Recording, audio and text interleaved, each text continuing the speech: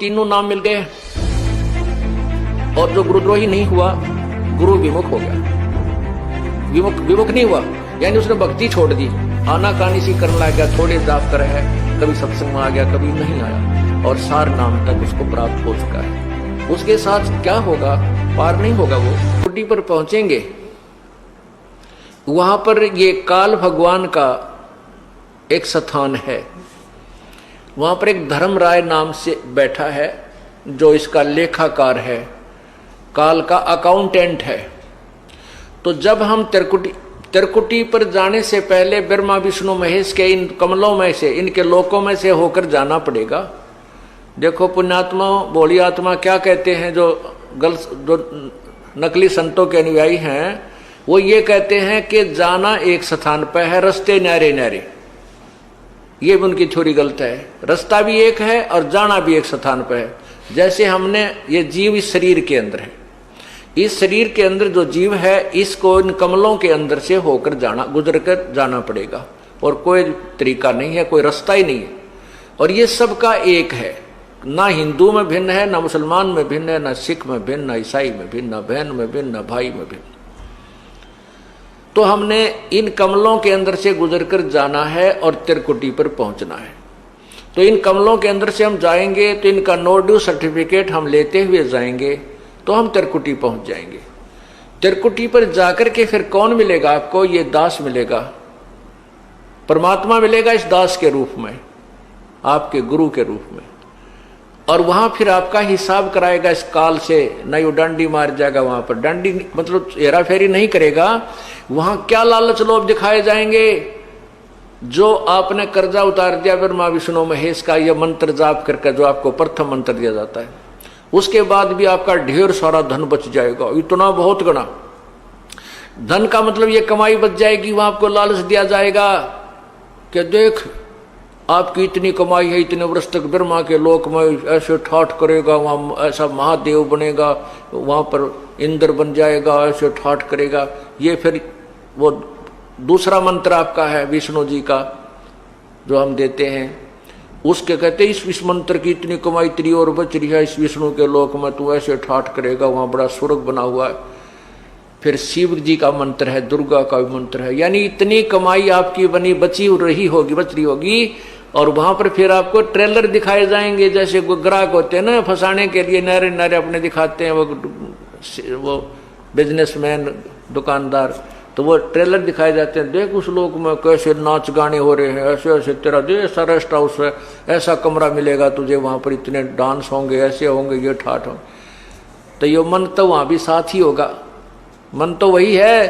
तो वहां ये मन फिर आपके साथ आड़ कर जाएगा, न सोचेगा थोड़े दिन घूमे वहां फिर चल पड़ा, जब यह कमाई है मेरी से इसने खा पी लो इतने, या वो आगे चलने वाली रखी है जाती वह खर्च हो को नहीं। तो ये भी डंडी मारेगा अपने साथ में, आपके साथ। अगर परमात्मा यानी गुरुदेव रूप में प्रभु नहीं होंगे तो वहां भी आपके साथ गड़बड़ हो जाएगी। तो वो गड़बड़ उनके साथ होती है जो गुरु से थोड़ा बहुत विमुख हो जाते हैं, श्रद्धा पूरी रहती नहीं, और लेकिन गुरुद्रोही ना होते, उनके साथ ये डंडी ये गड़बड़ हो जाती है। फिर उनको दूसरे लोकों में भेज देते हैं, जैसे विष्णु के लोक में चला गया, उसकी कमाई इतने वह शेष बचेगी, वहां ठाठ करेगा, जब खत्म हो जाएगी वहां से उसकी मृत्यु हो जाएगी। फिर ब्रह्मा लोक में जाएगा, फिर विष्णु के लोक में, फिर गणेश जी के लोक में। वहां जब उसके सारी पूंजी जड़ लेगी, जब उसका जेब कट लेगी, फिर उसने गधे की जूनी में ठोक देगा। ये डांडी मारेगा काल। तो यहां परमात्मा में फिर याद दिलाता है, शिव मंडल ब्रह्मापुरी चाहे तू विष्णु लोक में हो, अमरे गुण भूले नहीं तो आन छुटाऊं। तो कितने दयालु हो भगवान। यहाँ पर ये दास आपको ज्ञान दे रहा है, उस परम पिता का भेजा हुआ एक नुमाइंदा है। और आप यहाँ गुरु को परमात्मा, यहाँ जैसे भगवान आए थे जब भी ये ज्ञान दिया करते थे, ये दास को भेज दिया अपने को, ये भी वही ज्ञान दे रहे। और ये आज आपने रिहर्सल करनी है, मान लो गुरुजी भगवान, वैसे गुरुजी भगवान नहीं आपको लगते हैं, लेकिन आपने मानना पड़ेगा। जैसे गणित के सवाल को हल करने के लिए मानना पड़ता है, मान लो मूलधन 100 रुपये, वो 100 रुपये मूलधन माने बिना वो वास्तविक मूलधन प्राप्त नहीं हो सकता।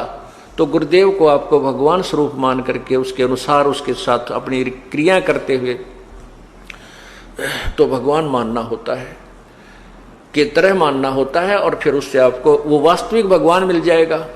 तो यहाँ क्या बताते हैं कि यहाँ आप भक्ति कर रहे हो, गलती करते हो तो मैं धमकाऊंगा, आपको करड़ा करूंगा, क्योंकि मैं अध्यापक हूँ, आप मेरे विद्यार्थी हो। टीचर को मालूम होता है कि उसको जो बच्चों को ताड़ता है उसका उद्देश्य गलत नहीं होता, उसका कोई द्वेष नहीं होता, उस केवल बच्चे का हित मध्य नजर रखता है। तो इससे क्या होता है कि कई अनजान अंदर अंदर दुख मान कर सत्संग में आना बंद कर देते हैं। वो गुरुद्रोही नहीं होते, कुछ ऐसी पुण्यात्मा होती हैं वो सत्संग छोड़ देते हैं, लेकिन गुरुद्रोही नहीं होते, छोटी मोटी बुराई सुराई भी कर लेते हैं। तो उन गेला बनती है, तो फिर वो चले जाते हैं ऊपर ऊपर जाते हैं, उनको कहें तेरी इतनी कमाई इस मंत्र की रह रही है, इतनी बन गई है, इसकी इतनी बन गई है। तो फिर हमने तो ज्ञान रहता ही नहीं, परमात्मा का हाथ ऊपर रहता नहीं, तो वो बह जाता है। तो कितने दयालु है भगवान के, जब तक हम उनसे विमुख भी हो गए और वो फिर भी हमारे लिए तड़फ रहा है। क्या याद दिलाता है, शिव मंडल ब्रह्मापुरी चे विष्णु लोक में हो, और हमरे गुण भूला नहीं तो आन छटाऊं। तो गुण के वो परमात्मा के बताया करते थे, गुरुजी क्या बताते थे भगवान की महिमा, कि तुम्हारे साथ ऐसा धोखा होगा वहां पर, और जब तुम चले जाओ उस विष्णु लोक या ब्रह्मा लोक या शिव लोक में, तुम्हारी जब भी आंख खुल जावे कि हे भगवान हम तक गलत आ गए। गुरुजी तो बताया करते थे हमने 3 लोकों में रहना ही नहीं, यहाँ का कोई वस्तु सुविधा प्राप्त करनी ही नहीं, और या तो हमारे साथ धोखा हो गया। जो पुण्य आत्मा वहां रोती है, फिर ये ज्ञान आपको टिकने नहीं देगा, वहां भी याद आएगी फिर ये बातें। कहते वहां भी जब तू मुझे सच्चे दिल से याद करेगा तुझे वहां से भी छुटवा लाऊंगा। नहीं तो क्या होगा, इन सभी मंत्रों की प्रथम मंत्र के जब आपकी कमाई समाप्त हो जाएगी, फिर आपको ब्रह्मलोक में ले जाओगा युकाल।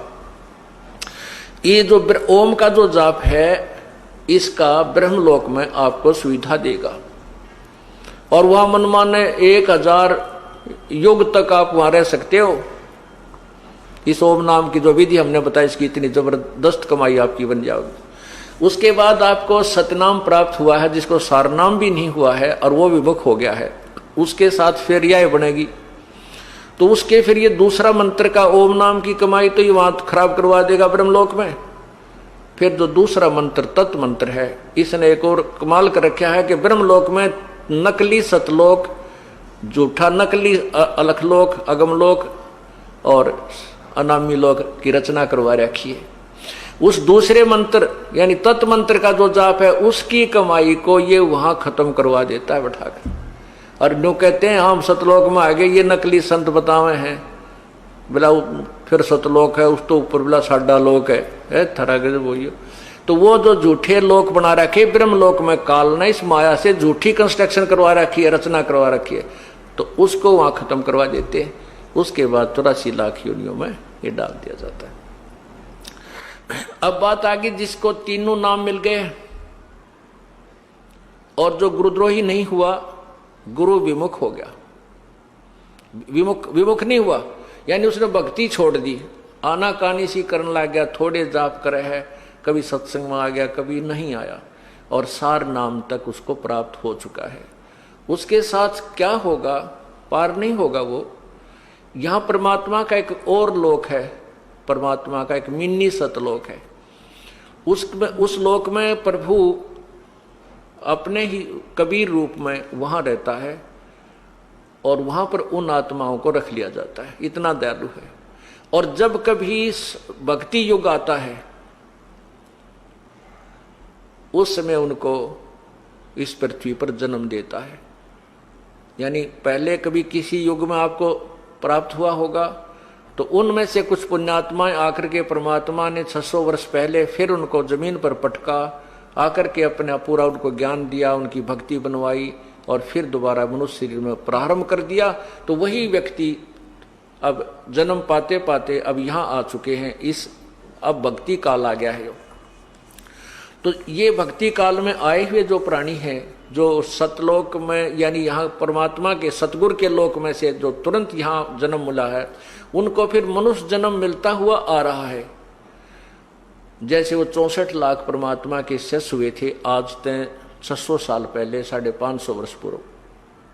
तो उनको उस समय परमात्मा ने एक परीक्षा ली थी, वो सब रिजेक्ट हो गए थे। वो गुरुद्रोही नहीं बने थे, वो भक्ति छोड़ गए थे, गुरु जी के पास जाना त्याग गए थे। वही अब जन्म लेते हुए आ रहे हैं। आप लोग जो इतने शीघ्र समझ गए, ये उन्हीं में तो हो जो कभी परमात्मा के साथ आज से 600 550 वर्ष पूर्व रहे थे, और काल ने उनको कहीं कहीं जन्म दे दिया, किसी को महाराष्ट्र में, किसी को राजस्थान में, किसी को पंजाब में, कोई कित है, कोई विदेश में। अब परमात्मा उनको ढूंढ रहा है